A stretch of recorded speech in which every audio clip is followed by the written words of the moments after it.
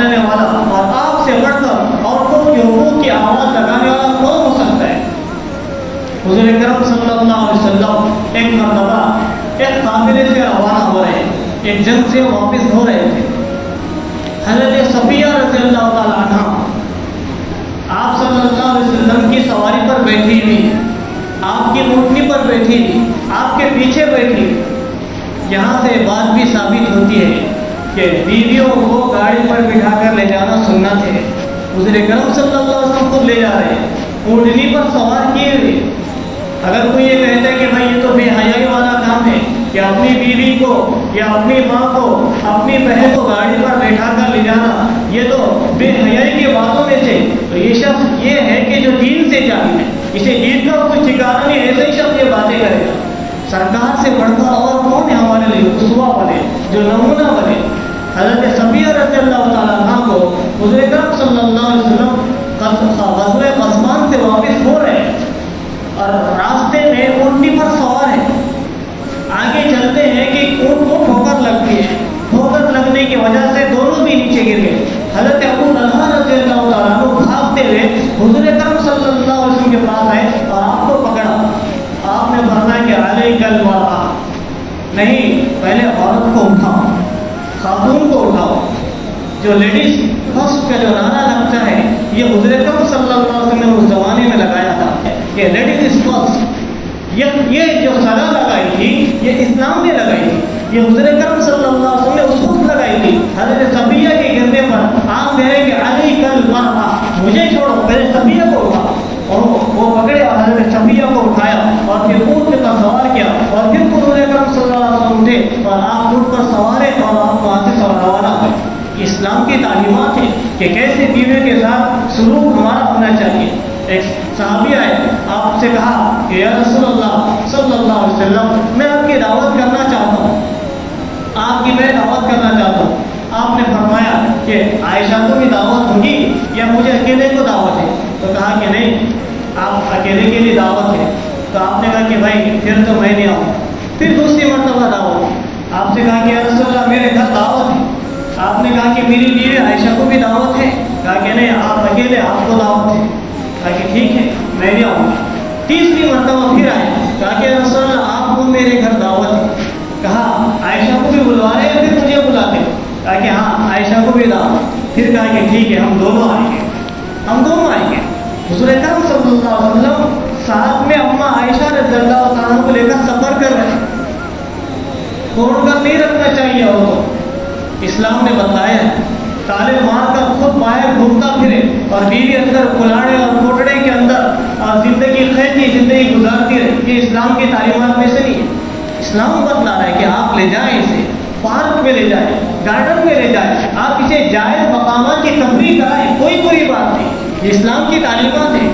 حضور اکرم صلی اللہ علیہ وسلم زندگی کو دیکھیں، آپ کو بتلا رہے ہیں۔ یہاں سے ثابت ہو رہا ہے کہ گاڑی پر اپنی بیوی کو بٹھا کر لے جا سکتے ہیں، اور یہی سے ثابت ہو رہا ہے کہ آپ اپنی بیوی کو کسی کی دعوت میں ساتھ لے جا سکتے ہیں، اور یہی سے ثابت ہو رہا ہے کہ آپ اپنی بیوی کو ساتھ میں پارک لے جا سکتے ہیں، گارڈن لے جاؤ، جو جائز مقامات ہو وہاں لے جاؤ۔ یہ نہیں کہ جائز بے جائز مقامات پر لے کر چلے جائے، تھیٹر لے کر چلا جائے یا پھر اور کوئی ایسی جگہ پر لے جائے جہاں ہماری تہذیب اور کلچر کی دھجیاں اڑائی جاتی ہو، بلکہ جائز حدود میں رہتے ہوئے پورے پردے کا خیال کرتے ہوئے آپ اپنی بیوی کو سحر کروا سکتے۔ آپ نے اماں عائشہ کو ساتھ لیا اور آپ کو صحابی کی دعوت میں جانا ہے۔ راستے میں کھلا میدان آیا، دونوں ساتھ تھے، کوئی نہیں اور تھا۔ راستے میں کھلا میدان آیا، آپ نے اماں عائشہ سے کہا کہ عائشہ ہم دوڑ لگاتے ہیں، دوڑ لگائیں گے۔ کہا کہ ٹھیک ہے دوڑ لگائیں گے۔ اللہ کے رسول حضرت عائشہ رضی اللہ عنہ دوڑ لگا رہے ہیں، یہاں تک کہ حضور اکرم صلی اللہ علیہ وسلم جیت جاتے۔ آپ نے کہا کہ عائشہ نہیں جیت گیا، آپ ہار گئی، تم ہار گئی۔ پھر دوبارہ ایسے ہی سفر ہوا ایک مرتبہ، اس وقت اماں عائشہ تھوڑی سی بھٹی بھی ہو گئی تھی۔ اماں عائشہ نے پھر دوڑ لگائی، حضور اکرم صلی اللہ علیہ وسلم پیچھے رہ گئے۔ یا تو یہ کہا گیا کہ اماں عائشہ جیت گئی کہ حضور پیچھے رہ گئے تھے، یا پھر یہ کہا گیا کہ حضور خود اپنے آپ کو پیچھے کر دیے کہ نہیں میری بیوی جیت جائے۔ بیویوں کا دل جیتنا اسلام نے سکھایا ہے۔ پھر کون سے اس آزادی کی تم آواز لگاتے ہو کہ کیا اسلوب بتایا جا رہا ہے؟ کیا طریقہ کار بتایا جا رہا ہے کہ کس انداز سے بیویوں کے ساتھ پیش آیا جائے، کس انداز سے ماں کے ساتھ پیش آیا جائے، اور کس رویے سے بہن کے ساتھ پیش آیا جائے، اور کس رویے سے اپنے بیوی کے ساتھ اور ماں اور بیٹی کے ساتھ پیش آیا جائے۔ یہ اسلام کی آواز ہے کہ اگر آپ شوہر ہیں تو آپ حضور کرم صلی اللہ علیہ وسلم کی زندگی کو دیکھیں کہ آپ گھر میں آرام فرمائیں، چاہے آپ کو ضرورت محسوس ہوئی، حضرت میمونہ رضی اللہ عنہ کے گھر میں مکان میں آپ بیٹھے ہوئے تھے، آپ ضرورت کے بہانے رک کر گئے، حضرت میمونہ رضی اللہ عنہ نے دروازہ بند کر دیا، اندر سے دروازہ لگا دیا، کہا کہ نہیں، میرے خیال سے حضور کرم صلی اللہ علیہ وسلم عائشہ کے مکان پر گئے ہونے شاید، وہ غلط تصور کر رہی تھی، وہ دروازہ لگا دیا۔ آپ باہر گئے، طہارت کے لیے آپ گئے ہوئے تھے، واپس آپ آئے تو دیکھا کہ دروازہ لگا ہوا ہے، آپ نے دروازہ کھٹکھٹایا، دروازہ کھولنے سے انکار کر رہی، آپ نے کہا میمونہ دروازہ کھولو، تو میمونہ اندر سے کہتی ہے کہ یا رسول اللہ میں جانتی ہوں کہ آپ کہاں سے تشریف لا رہے ہو، آپ عائشہ کے پاس گئے تھے نا، میں جانتی ہوں آج تو دروازہ نہیں کھلنا ہے۔ آپ فرما رہے کہ نہیں میمونہ، میں کیسے تیرے ساتھ خیانت کر سکتا ہوں، انی رسول اللہ، میں تو اللہ کا رسول ہوں، میں تیرے ساتھ خیانت کیسے کروں گا؟ پھر خیال آیا میمونہ کو کہ ہاں آپ تو اللہ کے رسول ہیں، آپ میرے ساتھ خیانت نہیں کر سکتے۔ دروازہ کھولا، آپ نے پھر اسے گلے لگایا، اگر میں اور آپ ہوتے تو خدا کی قسم دروازے کو لات مار کر توڑ دیں، اور پھر وہ وحشیانہ سلوک اس عورت ذات کے ساتھ ہوتا کہ پوچھنا ہی کیا نہیں، آپ نے بتلایا کہ عورت ذات کے ساتھ کیسے سلوک کیا جائے۔